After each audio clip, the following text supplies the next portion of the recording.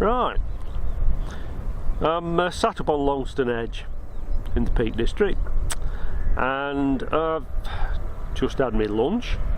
I thought now's as good a time as any to do a little bit of a progress report on how I'm going on with the T120. I've done over 2,000 miles on her now, and I've got no issues whatsoever. I've no complaints about the bike at all. I've had no problems. No, nothing's fell off, nothing's broke, nothing's stopped working, and I enjoy every moment I'm riding her. It's a sheer pleasure to ride.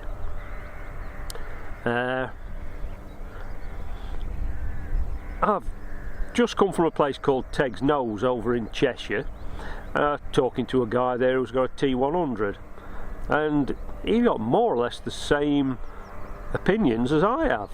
He'd come from big Japanese bikes, and he said that when he first got on the Bonneville, he felt that it felt strange because it was so small compared to the Japanese bikes, and that is true.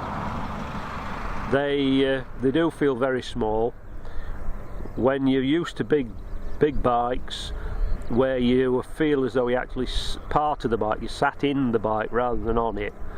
Once you get on something as small as the Bonneville, you actually do feel as though you sat on top of it, and it's a strange sensation at first. I mean, I'm used to it because I've been riding bikes since 1970s, when bikes were smaller, but I do like a small bike with all the weight low down. I don't like things that are top heavy, and I would say the most refreshing thing about riding the Bonneville and bikes similar to the Bonneville is the worry that's taken off your shoulders. When you're on a big bike, big top heavy bike, every time you come up to junctions, particularly strange places where you've never been before, unusual tight bends, you're constantly, I suppose you could say, doing instant risk assessments in your head. You know, what's the camber of the road like? What's the road surface like? If I have to put my foot down, which foot do I need to put down? You know, because the last thing you want to do is to topple over. And I find with the Bonneville, those worries and problems have disappeared, because the bike isn't top heavy, and you can get your feet down on the floor, no problem. So, and it's so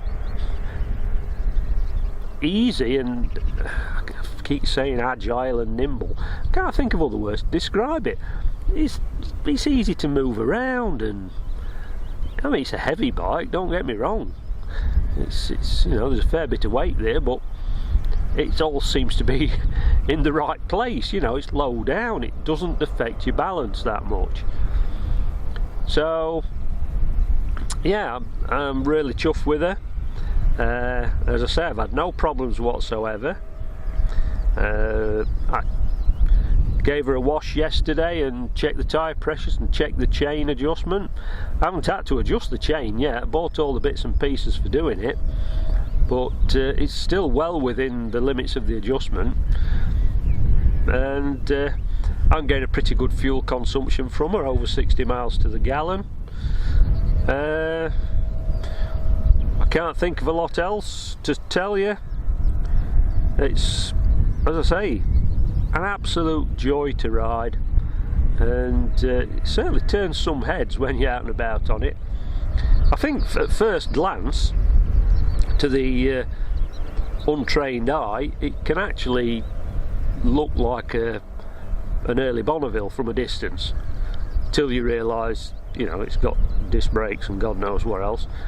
But you know, at the corner of your eye, I think some of the older fellas that see it think it's a proper Bonneville.